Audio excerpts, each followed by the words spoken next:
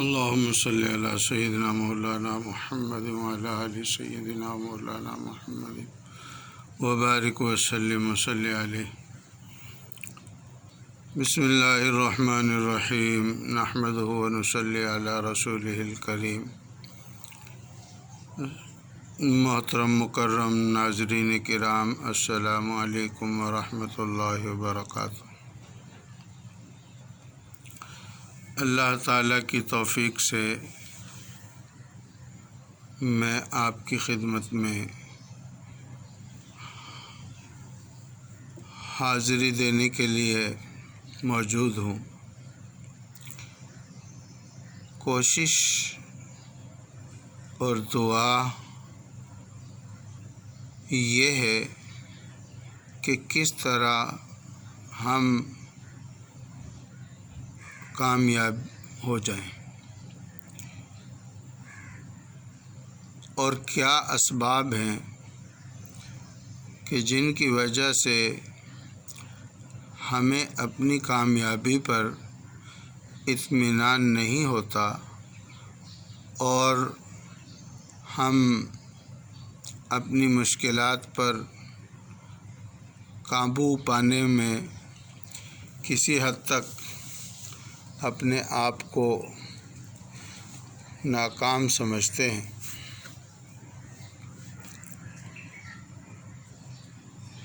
ان باتوں کو سوچنے کے لیے، سمجھنے کے لیے ہمیں اللہ کی مدد درکار ہے اور اللہ تعالیٰ کی تعلیمات، ان کی مدد بھی درکار ہے. محترم سامعین کرام، دنیا کی زندگی میں اکیلا انسان وہ بہت کمزور ہوتا ہے. دنیا میں ہر انسان کو ایک مضبوط سہارے کی ضرورت بھی ہوتی ہے اور تلاش بھی ہوتی ہے اور خواہش بھی ہوتی ہے.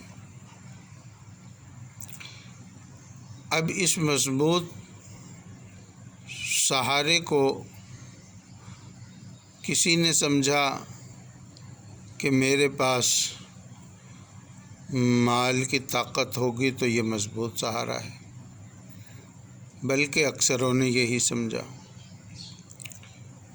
شاید میں بھی یہ سمجھتا ہوں گا.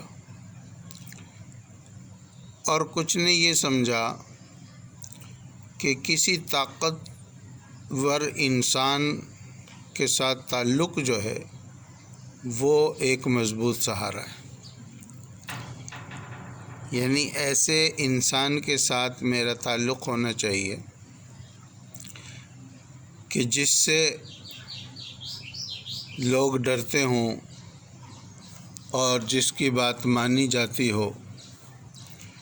یہ بنیادی طور پر دو سہارے ہم اپنی کامیابی کے لیے اور اپنی زندگی میں آسانی کے لیے ان دو سہاروں کو اپنی ضرورت سمجھتے ہیں اور ان کی تلاش کرتے ہیں.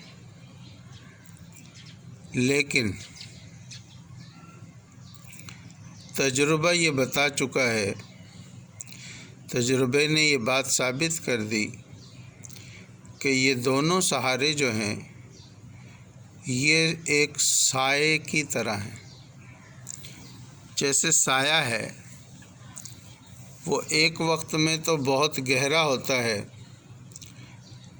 اور بڑی آپ کو ٹھنڈک دیتا ہے، گرمی کی تپش سے بچاتا ہے.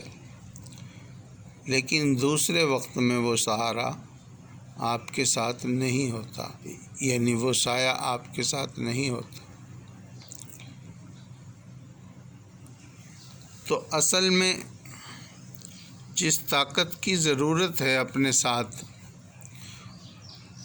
وہ ہے خدا کی طاقت.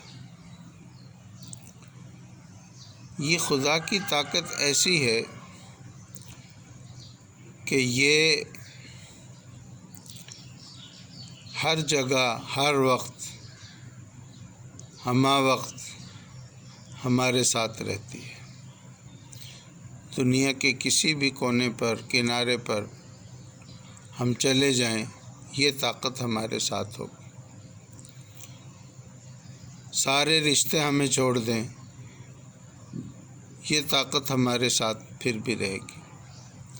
سارے مال اسباب کے راستے بند ہو جائیں، یہ طاقت پھر بھی ہمارے ساتھ رہے گی۔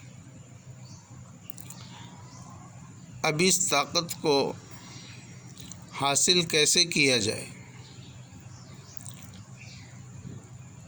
اور کیا ہمیں یہ طاقت حاصل ہے بھی کہ نہیں ہے؟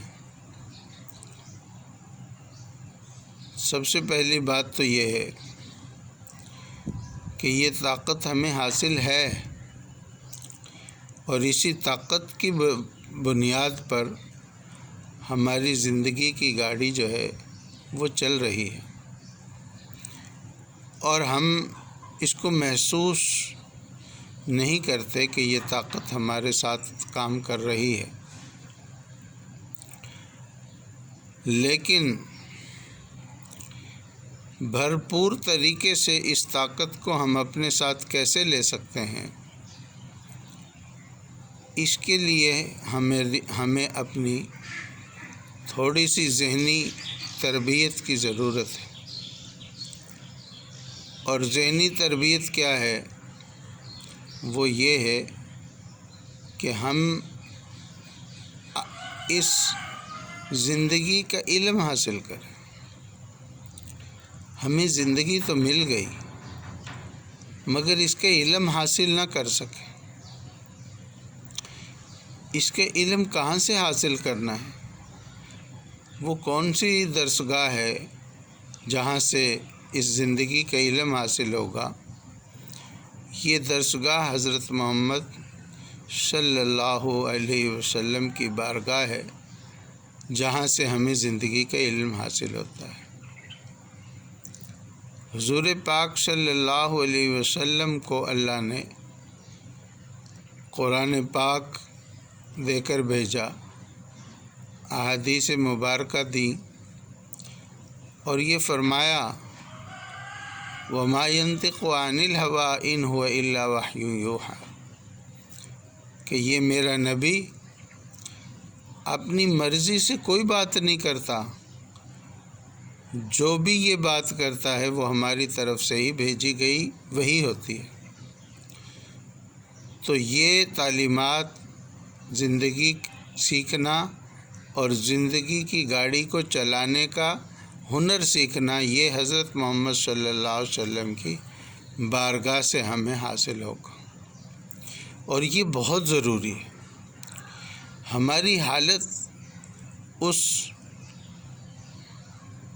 ڈرائیور والی ہے کہ جس کو گاڑی تو بہت عمدہ ترین مل گئی، لیکن اس نے چلانی نہیں سیکھی۔ ہماری حالت اس پروفیسر والی ہے کہ جس کو کلاس تو بڑے اسٹوڈنٹ کی مل گئی، مگر اس کی تعلیم بہت ناقص ہے، اور وہ کوئی لیکچر نہیں دے سکتا اپنے اسٹوڈنٹ کو۔ تو اسی طرح ہم اپنی زندگی بغیر سیکھے گزار رہے ہیں۔ اس کا نتیجہ اور نقصان یہ ہو رہا ہے کہ ہم نے جو چیزیں غیر ضروری ہیں بلکہ نقصان دہ ہیں، ان کو تو ضروری سمجھ لیا، اور ان کی تلاش اور ان کی محنت میں لگ گئے، اور جو ضروری تھی ان کو غیر ضروری سمجھ لیا اور ان کی فکر ہی نہیں کی۔ اسی گفتگو کو مزید آگے انشاءاللہ بڑھائیں گے۔ ابھی میں اپنی گفتگو کو ان دعاؤں کے ساتھ کہ اللہ ہمیں اس بات کی صحیح سمجھ عطا فرمائے کہ ہم اس زندگی کو سیکھ سکیں، اور یہ خود اللہ نے سکھانی ہے، لیکن اپنے پیارے محبوب صلی اللہ علیہ وسلم کی درسگاہ سے ہمیں علم حاصل ہوگا۔ جب ہم سیکھ کر زندگی کی گاڑی کو چلائیں گے تو انشاءاللہ ہم بہت کامیاب زندگی گزار سکیں گے۔ السلام علیکم ورحمۃ اللہ۔